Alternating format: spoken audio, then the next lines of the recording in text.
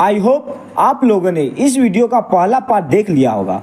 अगर नहीं देखा है तो मैं आपको शॉर्ट में समझा देता हूँ। बेसिकली इजराइल 1948 में बनता है, उसके बाद अरब इजराइल वर्ल्ड 2 होता है 1967 में, और उसमें इजराइल फिलिस्तीन का बहुत सारा ज़मीन कब्जा कर लेता है और उसके बाद बचा हुआ फिलिस्तीन 2 हिस्से में बट जाता है।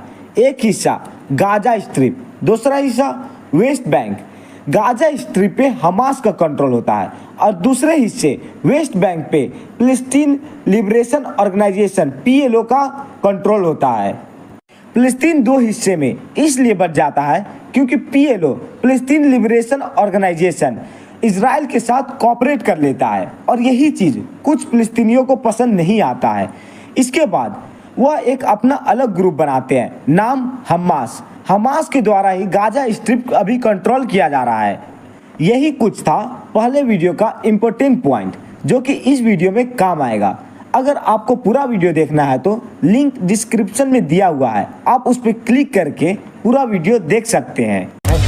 Israelis and Palestinians, fueled by a new surge in violence. 2 years has broken out between Israelis and Palestinians. We have another section of violence here. Israeli settlers throwing rocks and setting houses in Palestinian neighborhoods. The UN is expressing alarm attacks in occupied Palestinian territory. أنت تعرف بتساند القدس كان يعني عدد الشباب تقريبا 7 شباب. तो अब हम बात करने वाले हैं अभी जो लड़ाई हो रहा है वो क्यों हो रहा है, किसने शुरू किया और इसका क्या अपडेट है, और इंडिया इस लड़ाई में किसके साइड है, फिलिस्तीन या इजराइल के साइड। 7 अक्टूबर इजराइल के घड़ी में उस वक्त सुबह का 8 बज रहा था। इजरायली लोग आसमान में कुछ तेज आवाज के साथ अपनी ओर आते हुए एक रोशनी देखते हैं। वह कोई मामूली रोशनी नहीं था, वह रॉकेट था। हमास की ओर से इजराइल पे 20 मिनट के अंदर में 5000 से ज्यादा रॉकेट मारा गया। So fast.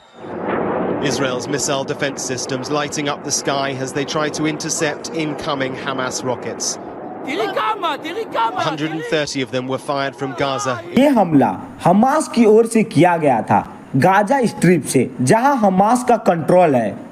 ऐसे रॉकेट को रोकने के लिए इजराइल के पास काफी अच्छा डिफेंस सिस्टम है जिसका नाम आयरन डोम है। आयरन डोम का काम आप कुछ इस तरह से समझ सकते हैं, जैसे आपकी ओर कोई पानी से भरा हुआ बैलून फेंका और आपने उस बैलून को हवा में फोड़ दिया आप तक पहुंचने से पहले। कुछ उसी तरह आयरन डोम का भी काम है। आयरन डोम भी कुछ इसी तरह आने वाली मिसाइलों से इजराइल को बचाता है। लेकिन उस दिन आयरन डोम भी फेल हो गया क्योंकि एक ही टाइम पे इतना सारा रॉकेट हमास की ओर से मारा गया था और इस हमले में कई बेगुनाह इजरायली सिटीजन मारे गए और हमास मिलिटेंट ने हमास इजराइल बॉर्डर को भी तोड़कर इजराइल में घुस गए। इजराइल के एक गांव में वहां पे लोग अपना फेस्टिवल सेलिब्रेट कर रहे थे। हमास के लोगों ने वहां घुसकर लोगों को मारा और कई लोगों को बंदी भी बना लिया। कई हमास मिलिटेंट पैराग्लाइडिंग के थ्रू भी इजराइल में घुसे। इन सब के बदले में इजराइल ने भी स्टेट ऑफ वॉर डिक्लेयर कर दिया। כוחות חמאס פלשו הבוקר לשטח ישראל בבוקרו של יום חג ורצחו אזרחים תמימים, ילדים וקשישים. इजराइल ने बदले में एयर स्ट्राइक किया गाजा स्ट्रिप पे और हजारों में बेगुनाह फिलिस्तीनियन मारे गए। हमास मिलिटेंट के लीडर मोहम्मद देफ ने इस अटैक को ऑपरेशन अल अक्सा फ्लड का नाम दिया। उन्होंने बोला यह जवाब है अल अक्सा मस्जिद में जो इजराइल करता हुआ आया है। अभी तक इजरायली मिलिट्री कई बार अल अक्सा मस्जिद में घुसकर वहां पर प्रेयर कर रहे लोगों को मारना, टीयर गैस फेंकना, इन सभी का वीडियो कई बार सामने आ चुका है।